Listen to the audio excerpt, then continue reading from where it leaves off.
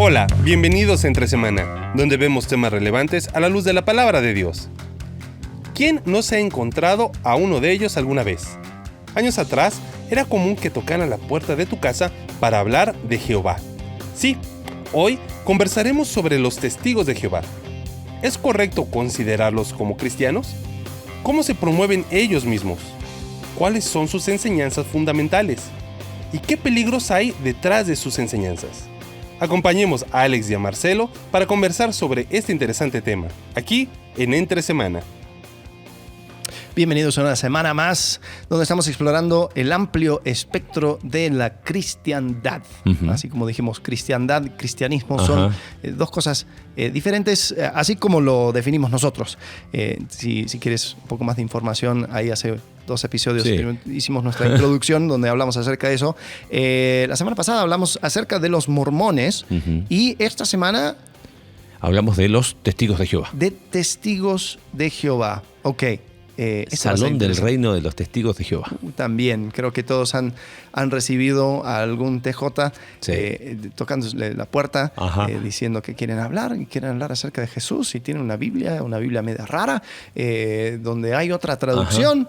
¿Y qué onda con esta gente? Y unas revistas que están buenísimas. O sea, la verdad, una impresión. Increíble. 4 colores, excelente. Artículos de primera clase. La Atalaya, ¿no? Ajá, el Atalaya son 2 en español, el Atalaya y Despertad. Esa es la otra, Despertad.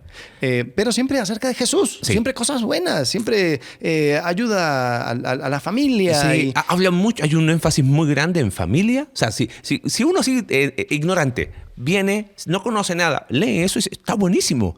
Hablan de la importancia de la familia, hablan de que Jesús es un muy buen ejemplo para nosotros y que vamos a vivir y Dios va a restaurar la creación y vamos a estar todos juntos acá en un nuevo Edén. Está buenísimo, ¿no? Entonces, son uno más de los nuestros, simplemente que tienen alguna idea diferente. Bueno, así como hicimos con los mormones, queremos hablar un poquito de historia, aunque quizás aquí hay algo hay ciertas diferencias, ¿no? Hablábamos que los mormones es un producto 100% hecho en Estados Unidos. Los testigos de Jehová también, ¿ok? También. Sí, también parten allá. ¿Qué pasó? New York, baby. Todo sale de Nueva York.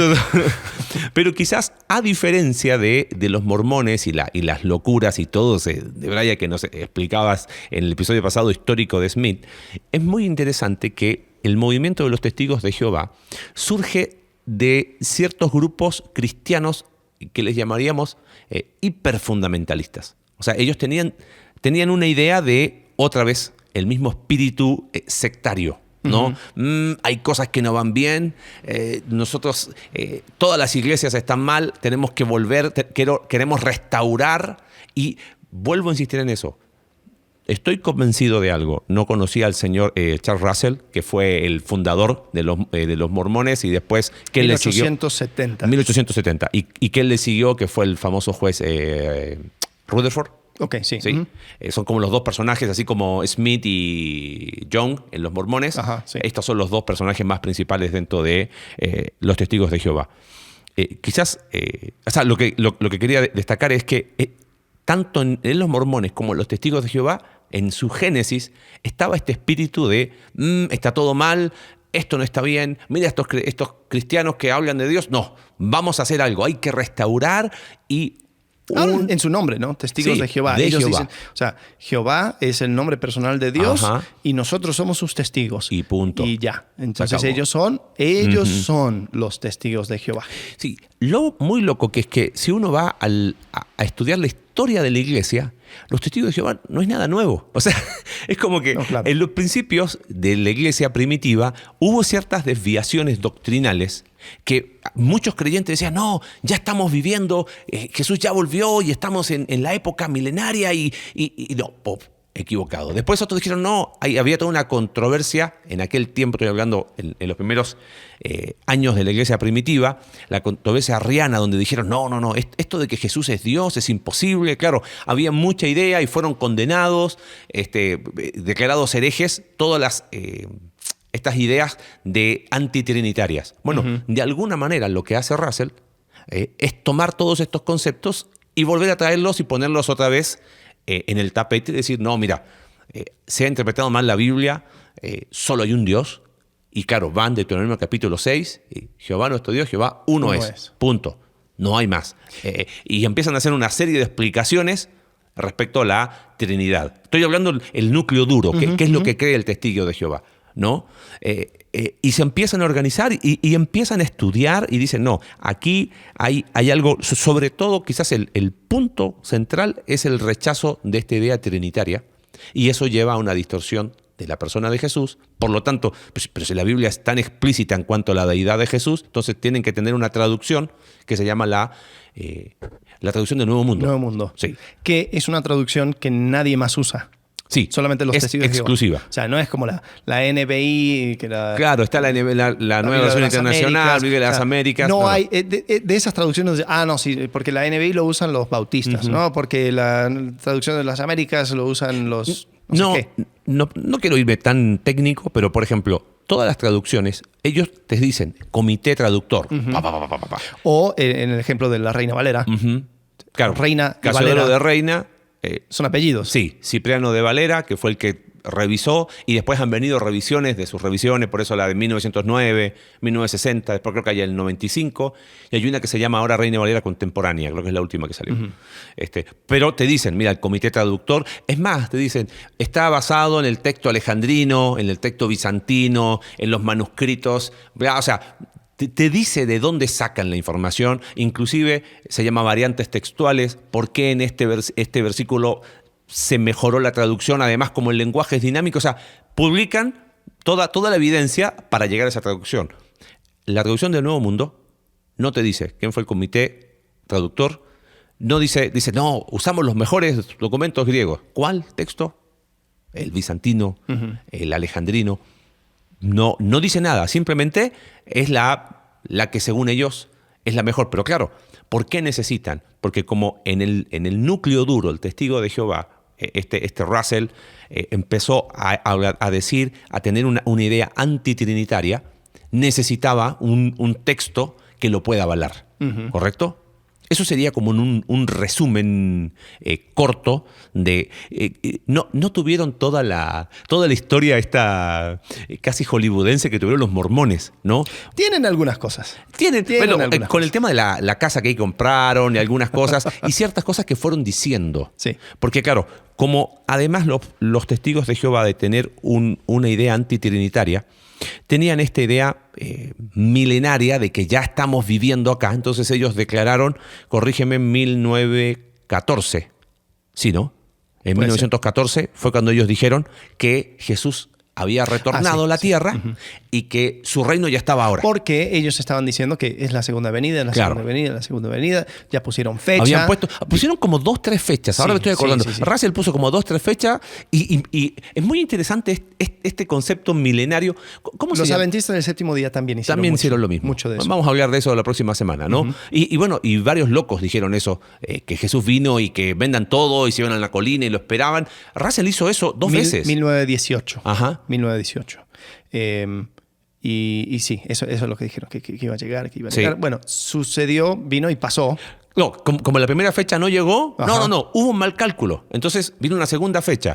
Como la segunda fecha no pasó nada, ahí es donde viene la tercera, donde dijeron que su parousia, para usar esa palabra, ellos usaron esa, la venida, fue mística y espiritual. Lo que pasa es que nadie se dio cuenta. Pero la enseñanza inicial era que sí, venía, iba a manifestar. Entonces, como no pasó nada, tuvieron que acomodar. Entonces dijeron, él está acá, pero necesita sus testigos. E interpretaron que los 144.000 sellados que aparecen en Apocalipsis, que algún día nos meteremos en una serie de Apocalipsis, ellos son los testigos que tienen que extender este reino. Según ellos eran los 144.000. Exactamente. Que habla en Apocalipsis. Solo que los testigos de Jehová empezaron a crecer y ya pasaron los 144.000. De lo literal tuvieron que decir, bueno, de alguna manera es un número y empezaron a... Lo que yo escuché es que ellos tienen los 144.000 que dicen que van al cielo y van a estar en el cielo. Y los demás van a estar en la tierra por toda la eternidad. Entonces sí, 144.000, pero los demás van a estar en la tierra. Entonces hay un montón de cosas como que sí, parecen ser ajustes. Hay un hay una casa en San Diego Sí. donde Rutherford había construido, ¿cómo se llamaba? La casa Beth Zarim. Beth Tarim, Ajá. una mansión. Sí. Tú lo puedes visitar hoy en San Diego.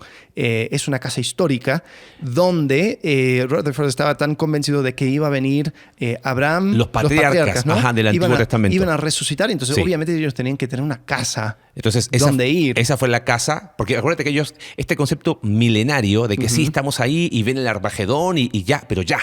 Ellos eran los verdaderos santos del último día. Claro, ¿no? entonces esta casa de Beth Zarim ¿cómo se llama? La compraron para que cuando resucitaran los patriarcas, que iba a ser un poquito antes del Armagedón, tuviesen un techo. Qué Sí. buena intención. Sí, O sea, y tenían las mejores casas, los mejores coches. Era un lugar espectacular. ¿Y quién les iba a cuidar la casa hasta que ellos llegaran? el juez. El juez Rutherford, claro. O sea, porque tengo que mantener los asientos Sí. calentitos. Y bueno, o sea, es interesante cómo es que constantemente uno tiene que volver a lo que se dijo y bueno, sí, pero esto con asterisco, bueno, pero lo que realmente quise decir era, y así constantemente es con los testigos de Jehová. Una de las razones por la cual existe la traducción del Nuevo Mundo es para poder refutar cosas que no se podrían refutar Claro. con una traducción, digamos, tradicional. Ahora, perdón, es que me acordé de lo que hicimos con los mormones. Sí, Me metí a la página Ajá, sí. jw.org, Sí. ¿okay? Que es la página oficial de los Testigos de Jehová. Y ellos colocan una pregunta. ¿Son cristianos los Testigos de Jehová? Y mira la respuesta. Dice, sí lo somos. ok. He aquí algunos hechos que lo prueban. Terminemos ¿Ah? el Terminó la episodio serie. aquí. Pero mira qué interesante la cosa que dice. Dice, nos esforzamos por seguir con sumo cuidado los pasos de Jesucristo y por vivir de acuerdo con sus enseñanzas. Uno medio despistado, claro, son cristianos. Pero fíjate, nos esforzamos por seguir con sumo cuidado los pasos de Jesús. Ok, Obras. 2. Somos cristianos, dicen ellos. Creemos que Jesús cumple un papel fundamental en nuestra salvación. Pues, y citan un versículo, Hechos 4:12, no hay otro nombre debajo del cielo que se haya dado ante los hombres mediante el cual tengamos que ser salvos. ¡Wow! Creen en Jesús. Pero fíjate el detalle. Creemos que Jesús cumple un papel fundamental en nuestra salvación. O sea, es Jesús más algo. Más. ¿Ok? 3. Al convertirnos en testigos de Jehová, nos bautizamos en el nombre de Jesús. O sea, no es al convertirnos en cristianos, ni tampoco es al convertirnos o al ser hechos hijos de Dios, como dice Juan 1:12. No, al convertirnos en testigos de Jehová, nos bautizamos en el nombre de Jesús. Otra característica de por qué ellos dicen que son cristianos, oramos en el nombre de Jesús. Y dicen, creemos que Jesús es la cabeza de todo hombre. Ahora, fíjate, dice, no obstante, hay algunas cosas que nos distinguen de otros grupos llamados cristianos. Por ejemplo, hemos llegado a la conclusión de que la Biblia enseña que Jesús es el Hijo de Dios y que no es parte de una Trinidad. O sea, ellos dicen, el concepto Hijo de Dios, ya como es Hijo, entonces o sea, le dan la explicación Hijo de Dios no como un título mesiánico, sino como un grado de inferioridad. Como Jesús dice que es un Hijo de Dios, entonces no puede ser Dios. Todos somos ¿Ok? hijos de Dios. Dice, además no creemos que el alma sea inmortal, ni que la Biblia apoye la idea de que Dios tortura eternamente a las personas en un infierno, ni que los líderes religiosos deban ostentar títulos que los engrandezcan.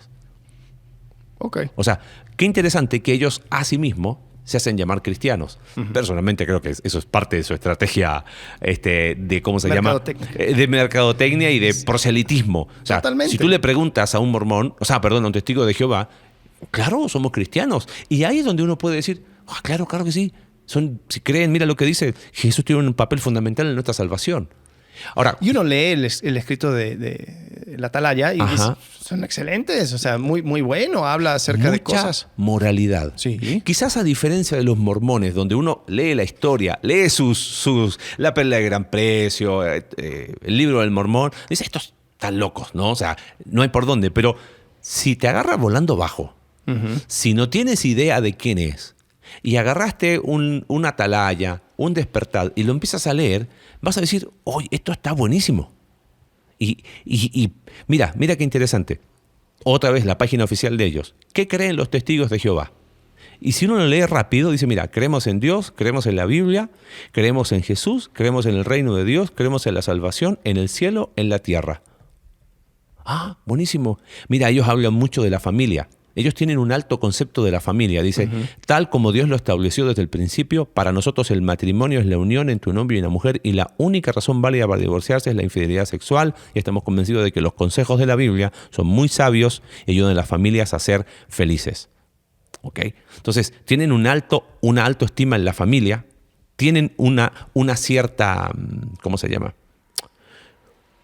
Cierta moralidad buena en cuanto a honra familia, ciertas cosas. Mira, ellos son muy estrictos en decir, mira, estas cosas son pecaminosas. Bueno, ahí es donde sí se les va un poco la mano, bueno, ¿no? Sí. Para ellos, cumpleaños es algo pecaminoso. Sí. Saludar la bandera es pecaminoso. Cualquier cruz. Ajá, o sea, porque llevar una cruz, jamás. Porque, según ellos, Jesús murió sobre una estaca. Ajá. Uno.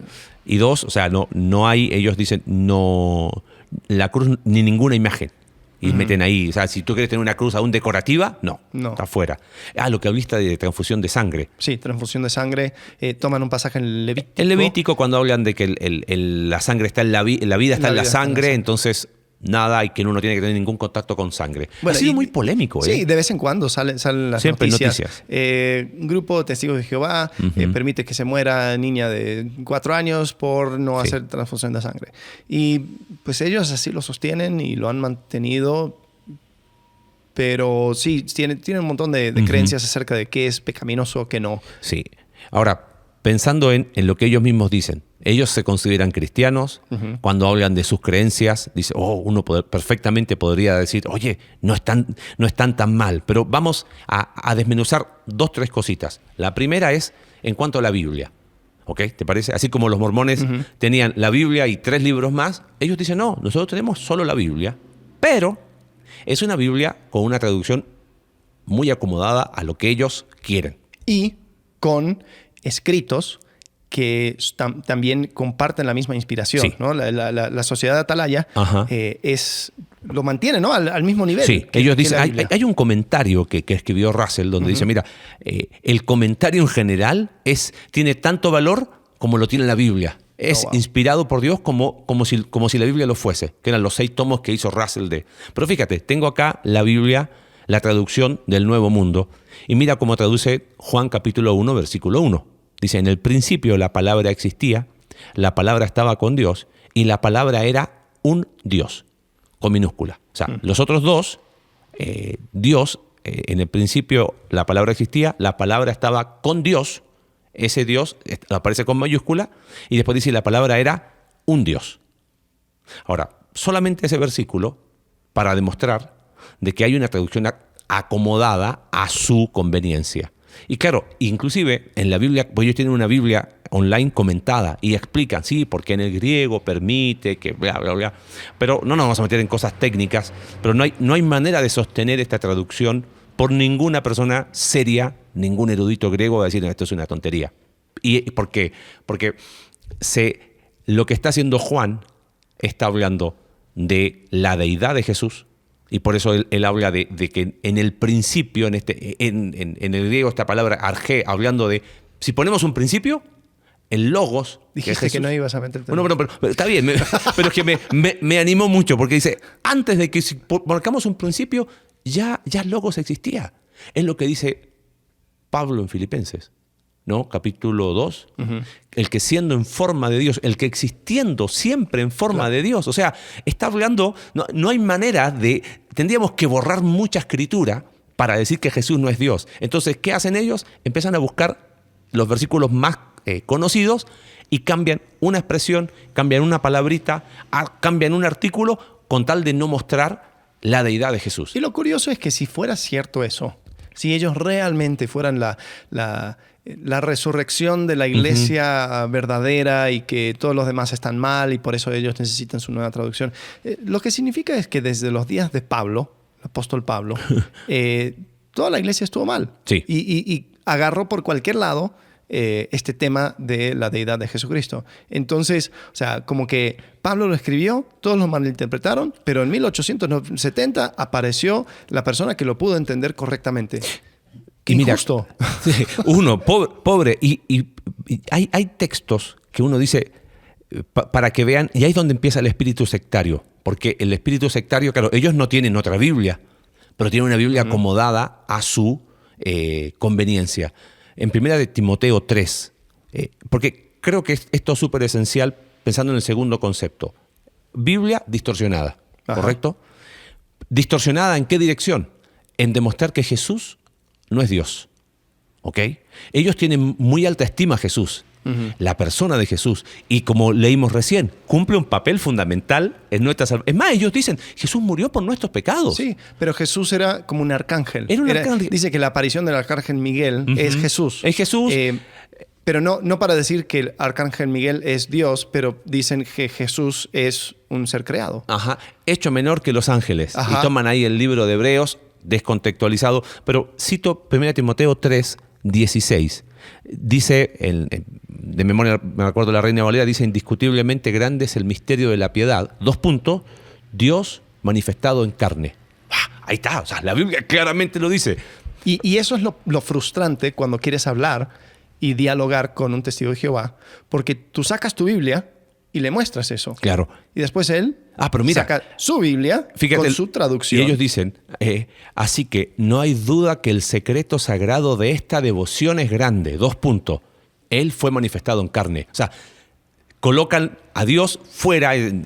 No hay manera con el texto griego de traducir eso así. No hay manera. O sea, lo checamos recién y es una traducción a conveniencia, deliberada, intencional, donde, claro, no tienen un libro de Mormón contrastándolo con los mormones, pero tienen una traducción acomodada a sus creencias. Y su principal creencia es antitrinitaria. Jesús no es Dios. Pero si Jesús no es Dios, entonces, ¿de qué estamos hablando? O sea, ahí donde ya no podemos decir que esto es un grupo cristiano que tiene una postura distinta. Este es un grupo de la cristiandad. Sí, cristiandad porque menciona a Jesús como un punto central de su fe, pero no refleja lo que es la creencia cristiana. Mira, lo tengo acá. ¿Qué creen sobre Jesús? Dice, seguimos las enseñanzas y el ejemplo de Jesucristo y le damos honra porque es nuestro Salvador. ¡Wow! Hasta ahí vamos bien, dice. Y el Hijo de Dios, claro, pero para ellos Hijo de Dios es una descripción de un ser inferior. Eso demuestra que somos cristianos. O sea, ellos insisten en el punto de denominarse cristianos. ¿Por qué? Porque eso lleva a la confusión. A río revuelto, no sé cómo dice el dicho, ganancia de... No me acuerdo el dicho, pero como... O sea, mientras más confuso, no importa, somos lo mismo. Sí. Pero mira, y después dice, sin embargo, la Biblia no enseña que Jesús sea el Dios Todopoderoso, ni apoya la doctrina de la Trinidad. O sea, sí dicen una cosa, pero no. Entonces, desde el punto de vista de las dos cosas que hablábamos, en cuanto a la Biblia y en cuanto a la persona de Jesús, la distorsión en su traducción responde ¿a qué? A que ellos parten de la premisa que, sí, Jesús es nuestro Salvador, pero Jesús no es Dios. Si Jesús no fuera Dios, o sea, no nos vamos a meter ahora en cristología, eso será para otro sería interesante en algún momento hacer una serie, de comillas, teológica, pero desmenuzada, a ver, ¿qué tiene que ver esto que Jesús sea Dios? ¿No es Dios? Porque si tú preguntas a un creyente que a lo mejor lo agarraste volando bajo, le dices, hey, Jesús fue un hombre. Sí, claro. Hay algunos que se caen de alguno de los dos lados del caballo. Con miedo a negar la deidad, exaltan solo la humanidad y se olvidan que es Dios. Y otros, con miedo a exaltar esa humanidad, solo se quedan con que Jesús es Dios y no fue manifestado en carne. No solo tienen distorsión en cuanto a lo que la Biblia dice, distorsión en cuanto a lo que Jesús dice, sino cuando hablan de salvación leo lo que ellos dicen, mira. Dice, gracias al sacrificio de Jesús, las personas pueden liberarse del pecado y de la muerte. Para beneficiarse de este sacrificio, deben poner fe en Jesús, cambiar su vida y bautizarse. Oh. Mira, estoy leyendo la página oficial de ellos. Esto va a estar en las notas, ¿eh? No estamos acá inventándonos el libro contra testigos de Jehová. No, son sus creencias. Y creo que algo que hemos hablado mucho, ¿no? Hablando de temas relevantes entre semana, de desarrollar el pensamiento crítico. Oye, pero yo creo lo mismo. O sea, ¿cómo creo lo mismo? ¿Tú crees que para beneficiarse del sacrificio pongo fe en Jesús y cambio mi vida? ¿Ese es el fruto o es el requisito? Claro. O sea, ya eso mal puesto. Pero fíjate, también jw.org El artículo se llama ¿Qué es la salvación? ¿Cómo se obtiene la salvación? Para obtener la salvación debemos ejercer fe en Jesús, muy bien, y demostrarla obedeciendo sus mandatos. La Biblia dice que es necesario que la obediencia se traduzca en obras para probar que nuestra fe está viva. Sin embargo, esto no significa que nos ganemos la salvación. Esta es una dádiva y después de bondad inmerecida o gracia. Entonces decimos, ok. Es como raro. Dicen una cosa, pero no lo quise decir, pero sí, ¿no? Es como que... Ahora, fíjate en la fórmula. Quizás los mormones eran muy fácil de identificar, Biblia más, Jesús más, pero este es como Biblia con asterisco. Sí. ¿Viste? Bueno, pero checa. Otra pregunta. ¿Es posible perder la salvación? Sí. Igual que una persona que se ha salvado de morir ahogada podría caer o saltar al agua nuevamente. Quien ha sido salvado del pecado podría perder su salvación si no sigue demostrando su fe. Por esta razón, la Biblia exhorta a los cristianos que han recibido la salvación a que luchen tenazmente por la fe. También les aconseja que sigan obrando su propia salvación con temor y temblor. Bueno, nosotros hablamos acerca de la salvación, salvo, siempre salvo y todo lo demás. Pero el énfasis nunca fue en obras. No. O sea, decir, yo puedo perder mi salvación. Porque, o sea, la conclusión nuestra era que la salvación no se pierde porque la salvación no se gana. No se gana tampoco. Entonces... tiene que ver con fe. Pero ellos no lo explican en términos de fe, lo explican en términos de obras. De obras, claro. Y ese es el problema. Entonces es la Biblia, pero traducida a nuestro antojo. Es Jesús, pero Jesús no es Dios. Es fe, pero es fe más obras, donde el fundamento termina siendo en obras. Y pensando en vida futura, leo esto último porque uno dice, ya después de esto hay que cerrar. Mira, dice, el cielo, ¿qué creen ellos sobre el cielo? Jehová, Jesucristo y los ángeles fieles viven en la región espiritual. Lo que tú decías, un número relativamente pequeño de personas, un total de 144,000, resucitarán el cielo para gobernar con Jesús en el reino. Y la tierra Dios la creó para que la humanidad viviera allí eternamente. Él bendecirá a las personas obedientes con salud perfecta y hará posible que vivan para siempre en un paraíso en la tierra. Y los que son malos, de alguna manera, son destruidos y no hay nada. Punto, se acabó. ¿Ok? Cuando una persona muere, deja de existir. Y los muertos no están sufriendo ningún infierno. Y punto. Aniquilación. Ahora, me llama la atención, ¿qué me va a tocar si soy testigo de Jehová? ¿Voy a ser de ese grupo pequeño que va a estar en el cielo o me va a tocar la tierra, pero ahí van a vivir eternamente? O sea, es como que todo grupo sectario tiende a tener un grupo exclusivo. ¿Viste? Así como está el quórum de los apóstoles con los mormones, acá está pertenecer a estos 144,000 sellados que van a ser parte en el cielo. Ahora, pero no te preocupes. Tú vas a estar en la tierra viviendo allí eternamente con salud perfecta. Okay. O sea, hay gracia, pero es como que hay distintos niveles de gracia. Hay distintos niveles. Y también están los 8 que están en la sociedad Watchtower, que tiene su centro. En Pensilvania, ¿no? No. En Brooklyn, en Nueva York. Tiene razón, Nueva York, perdón. Tiene razón.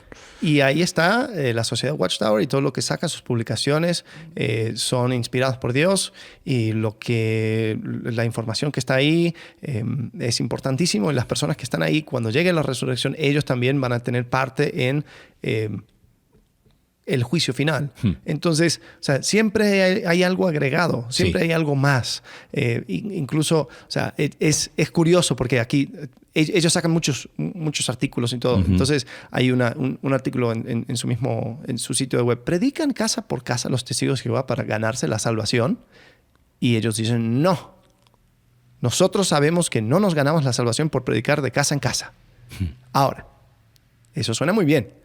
Pero si empiezas a indagar, dices, ok, entonces, ¿cómo obtiene uno la salvación? Aceptando a Jesús y siguiendo sus pisadas. ¿Y cómo sigue sus pisadas? Yendo casa a casa. Entonces, terminas en lo mismo. Y terminas con una sensación de temor porque dices, yo no sé si voy a llegar a obtener esa salvación. Y a veces he escuchado a personas, a cristianos, decir, wow, nosotros deberíamos tener ese mismo ímpetu, ese fervor que tienen los testigos de Jehová. Cada sábado qué bueno que lo mencionas. La puerta y están yendo y están testificando. Ojalá nosotros fuéramos así. Bueno, ojalá nosotros fuéramos así bajo nuestra propia voluntad. Claro, o bajo el criterio correcto. Correcto, sí. ¿No? Hace un par de domingos Isaac nos hablaba en la iglesia que no puedo separar motivaciones de acciones. No se trata de hacer las acciones correctas, sino motivaciones correctas dan como fruto acciones correctas. Sí. Entonces, quizás cerrando un poquito, a diferencia de los mormones, cada vez se ven menos testigos de Jehová. O sea, estadísticamente no son tantos, no es un credo en expansión, pero sigue habiendo lugares donde está el salón. ¿Sabes qué? Me he dado cuenta, al menos en México, lo he visto en lugares no de grandes ciudades, sino pueblos donde inclusive hay poco testimonio cristiano evangélico, pero sí hay un salón del reino. Sí. Y no deja de llamar la atención. 1, 2, son personas que se destacan por una alta moralidad. Y de alguna manera hay muchos que estando ahí es como que, sí, pero les cuesta mucho, porque así como con los mormones creemos lo mismo, que puede haber personas estando en una iglesia del Salón del Reino de los Testigos de Jehová, iluminado por la Escritura, entienda que Jesús sí es Dios y que murió por sus pecados y se va a convertir, como dijiste tú, sería en un mal testigo de Jehová, ¿no? Iba a terminar saliendo o siendo expulsado, pero hay personas que hay en esa búsqueda. Una vez hablando con alguien me hizo que tenía un trasfondo de testigo de Jehová, me llamó la atención lo que dijo, porque decía, es que la moralidad que nos enseñaban era algo muy, ¿cómo sería? Muy bueno. ¿No?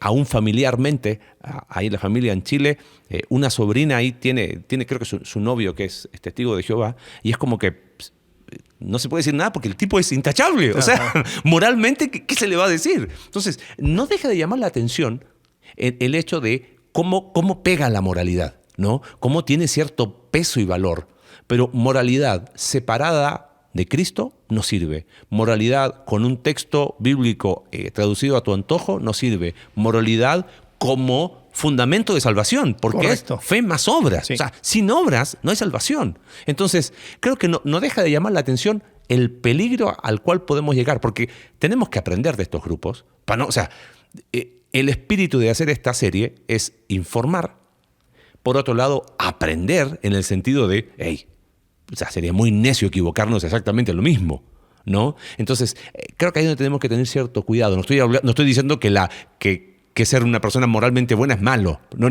voy por ahí. O sea, lo que dices es muy cierto. Están en Estados Unidos, bueno, en Inglaterra, todo salen los puritanos. Uh-huh. Y los puritanos era una digamos, denominación protestante, reformada, y ellos constantemente estaban preocupados por su salvación. Uh-huh. Y si bien ellos creían en la suficiencia de la salvación y decían que Jesucristo hizo absolutamente todo, la manera en que iban a evidenciar esa salvación era por medio de obras. Entonces, muchas veces ellos se preocupaban muchísimo si estaban haciendo lo suficiente. Entonces, o sea, obviamente yo diría que los puritanos definitivamente entran en la categoría de hermanos. De cristianos. O sea, no estamos diciendo que estaban fuera, pero lo menciono para decir que muchas veces, si nosotros no aprendemos de estas cosas, vamos repitiendo absolutamente lo mismo. Y tenemos que tener ese cuidado. Sí. Porque si vamos a creer en la suficiencia de la obra de Cristo, pues vamos a creerlo. Y punto. Y vamos a vivir de acuerdo a ello. Y vamos a vivir de acuerdo a ello, pero es porque yo, en respuesta a lo que él hizo, voy a hacer, ¿no? Totalmente. Sí, Santiago habla acerca de la fe sin obras es muerta. Absolutamente Perfecto. De acuerdo. Pero eso no significa que lo que me salva son mis obras. O que el énfasis va por ahí, porque ahí va el punto. Yo creo que ningún cristiano en su sano juicio va a decir, sí, me salvo por obras. Pero empieza a hacer un énfasis tan exagerado en esa dirección que de repente se fue a una esquina y se encuentra con un testigo de Jehová y bueno, al final, ¿qué pasó aquí? ¿Viste? Así que bueno, un episodio más de este amplio espectro de la cristiandad. Muy bien. Así que si de repente los ves, aparecen todavía en las plazas. Ya quizás la estrategia cambió, ¿no? Ya no te tocan la puerta, pero sí tú los ves en las plazas. Se colocan generalmente de a dos. No sé si lo has visto. Sí, y ahora tienen como un librero, ¿no? Claro, como un librero, con un banner y con literatura siempre muy llamativa, muy bien impresa, como decíamos. y inclusive no dice Testigos de Jehová, dice jw.org. O sea, es como que si pasaste, viste eso, es fácil de memorizar y de repente captan ahí la atención. Claro. De hecho, la información... Muy buen sitio web. Sí. Los mormones, los testigos de Jehová tienen excelente sitio web. Tienen mala todo. doctrina. Muy buen sitio web. Tiene toda la razón. Está muy amigable su interfaz. Ojo, toda la información, y está en las notas, ¿no? en la descripción, todo lo que leímos que creen los testigos de Jehová, lo sacamos de su propia página. Sí. Así que ahí están, vaya a jw.org para darse cuenta que no estamos acá inventando cosas. Así que bueno, nos vemos próxima semana. Próxima semana Perfecto. Vamos a estar hablando acerca de los adventistas. Uy, eso va a estar interesante. Día. Así es. Bueno, ahí nos vemos. Muy bien, hasta luego. Gracias por acompañarnos en un capítulo más de Entre Semana. Recuerda que puedes seguirnos a través de nuestra página web icv.mx/entresemana y puedes enviarnos tus preguntas a entresemana@icv.mx y en Twitter @entresemanacv. Ayúdanos a difundir este contenido dejándonos tu valoración en tu aplicación de podcast favorita.